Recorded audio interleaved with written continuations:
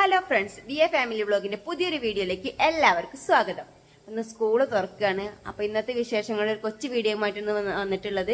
അപ്പൊ നമുക്ക് വീഡിയോയിലേക്ക് പോവാം. ചോറും കറിയൊക്കെ അടുപ്പത്ത് വെച്ചിട്ടുണ്ട് കേട്ടോ. പിന്നെ ഇതാ ഇന്ന് രാവിലെ ചായക്ക് കടി കലക്കി ദോശയാണ്. അപ്പൊ അതിൽ അരി വെള്ളത്തിട്ട് കഴുകിയിട്ടുണ്ട്. ബാക്കി പരിപാടികളൊക്കെ നമുക്ക് വഴിയെ കാണിച്ചു തരാവേ. അതാ ഏട്ടൻ കുട്ടികളെ രണ്ടാളെയും കുളിപ്പിച്ച് ഇവിടെ ഡ്രസ്സൊക്കെ മാറ്റി കൊടുക്കുക കേട്ടോ. അമ്മണി ഇതാ അവിടെ നേരത്തെ ഹാജരായിട്ടുണ്ട് ചാവടിക്കാൻ വേണ്ടിയിട്ട്. അമ്മണിയാ ഈ പോണില്ലേ, അങ്കവാടിക്ക് പോണില്ലേ? നമുക്ക് വേഗം ചായ കുടിക്കട്ടെ. അപ്പോൾ കുട്ടികളും ഏട്ടനും കൂടി ഇവിടെ ചായ അടിച്ചുകൊണ്ടിരിക്കുകയാണ് കേട്ടോ. ഇന്നെന്താട്ടാ ദോശയും 9 മണിയാകുമ്പോൾ ബസ് വരും കേട്ടോ. അപ്പോഴേക്ക് വേഗം കുട്ടികളെയും ഏട്ടനും കൂടി ഇരുന്നിട്ടുണ്ടേ. വേഗം ഞാനും ഇരിക്കട്ടെ കേട്ടോ, സമയമല്ല. വേഗം ചാടിക്കട്ടെ. എന്തായാലും ഒന്നും കൊണ്ടുപോകൊന്നും വേണ്ടെന്ന് 12 പ്രവേശനോത്സവം മാത്രമേ ഉള്ളൂ. പാമ്പുണ്ണിതാ ഏട്ടനെ ഇവിടെ റെഡിയാക്കാൻ നിൽക്കുകയാണേ.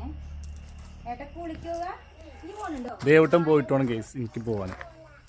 ഞാനതിൽ ദേവട്ടം കുറേ ദിവസമായിട്ടൊന്ന് സ്കൂളിലേക്ക് പോകല്ലേ. അപ്പോൾ അതിൻ്റെ ഒരു എക്സൈറ്റ്മെൻറ്റിലാണ് ഞാൻ അത് കാണാനുള്ളത്.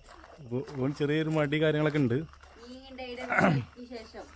അതെ, ഒരുപാട്.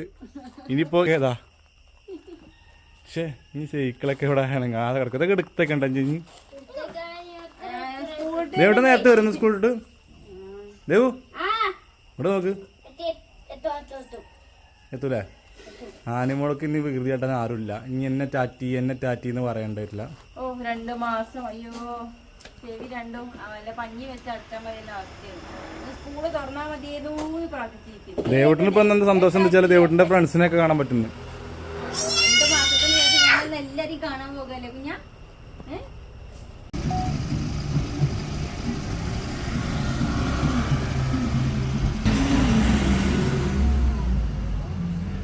അങ്ങനെ ഒരു യുദ്ധം വെട്ടി നമ്മൾ ദേവട്ടിനെ പറഞ്ഞയച്ചിട്ടോ. ഞാൻ അടുത്ത ആളാതാക്കണേ. ഇനി ഏട്ടനെയും കൂടിയും പറഞ്ഞു വെച്ചിട്ടാണ് ബാക്കി പരിപാടികളൊക്കെ തുടങ്ങാൻ. ആമണി കേട്ടോ ഇവിടെ നിൽക്കണേ. ഇന്ന് കച്ചറയ്ക്ക് ആരുമില്ല, കച്ചറ കൂടാൻ ആരുമില്ലാതെ ഞാൻ ഇതായി നിൽക്കുകയാണ്. ആമണിക്ക് ഭയങ്കര സങ്കടമാവട്ടെ ഏട്ടല്ലാത്തതുകൊണ്ട്. മഴക്കാലമായപ്പോൾ ഈ കൊമ്പൊക്കെ വെട്ടി കൊടുക്കണം കേട്ടോ. എന്താ വെച്ചാൽ അതിന് നമ്മൾ ഈ ഒരു സൈഡിൽ ഒരു കേട് വരുന്നുണ്ട്. അപ്പം അത് ഇങ്ങോട്ടായിട്ട് തൂങ്ങണം. അപ്പം അത് പൊട്ടും വിചാരിച്ചിട്ട് അപ്പം അതൊക്കെ റെഡിയാക്കുകയാണ്. പിന്നെ മാത്രമല്ല മഴക്കാലത്ത് ഇതിൽ നല്ല ഇല വരും. അപ്പോൾ അത് ഈ ഭാഗത്തേക്കാണ് തൂങ്ങി വരുന്നത്. അപ്പോൾ അതുകൊണ്ട് നമ്മളെല്ലാം വർഷവും മഴക്കാലത്ത് ഇത് വെട്ടി കൊടുക്കാറുണ്ട്. ഒരൊറ്റ കൊമ്പിൽ നമുക്ക് വെളിച്ചം വന്നിട്ടോ. ഇത്ര നേരം ഇവിടെ ഇരുട്ടായിരുന്നു. ഇനി അവസാനം കൂടിയും കാണിച്ചോ. ഈ ഭാഗം ആകെ മാറും. ഇനി ഇവിടെ ഫുള്ള് വെളിച്ചാവും. വെട്ടണേൻ്റെ ഇടയ്ക്ക് കറണ്ടിൻ്റെ വള്ളിയമ്മ കുടുങ്ങി സുഖിലാട്ടത് അതിസാഹസികമായി ഇത് എടുക്കുകയാണ് കേട്ടോ. ലൈനിൻ്റെ ഉള്ളിലാകെ കുടുങ്ങി. ആ ഭാഗം കംപ്ലീറ്റ് ആയിട്ടോ. അപ്പം നമ്മളുടെ അത്തിമരത്തിൻ്റെ ഇപ്പോഴത്തെ അവസ്ഥ എങ്ങനെയാണ്? ഈ ഭാഗം ഫുള്ള് വെട്ടിക്കഴിഞ്ഞു. അപ്പോൾ ഞങ്ങൾ വെട്ടിക്കഴിഞ്ഞപ്പോഴേക്കും ഇരുട്ടായിട്ടോ. ഇതൊക്കെ നമ്മള്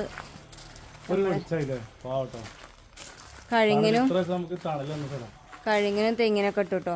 അത് നമ്മള് നോക്കിയിട്ടില്ല, അവിടെ കേട് വന്നിട്ടല്ലേ അത് പൊട്ടും വിചാരിച്ചിട്ട്. പിന്നെ മാത്രല്ല അവിടെ കേടുണ്ടേ. അങ്ങനെയാ.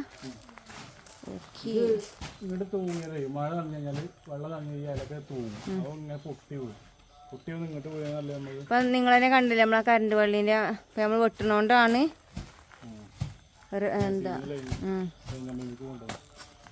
അത് നമ്മൾ സെറ്റാക്കി. അടുത്ത മഴക്കാലം കഴിയുമ്പോഴേക്കും ഇത് 12 അതെല്ലാ പ്രാവശ്യം നമ്മൾ റെഡിയാക്കണത് തന്നെയല്ലേ. ഇപ്പൊ ഇവിടെ രണ്ടാക്കുന്ന ഭയങ്കര പരിപാടി കേട്ടോ.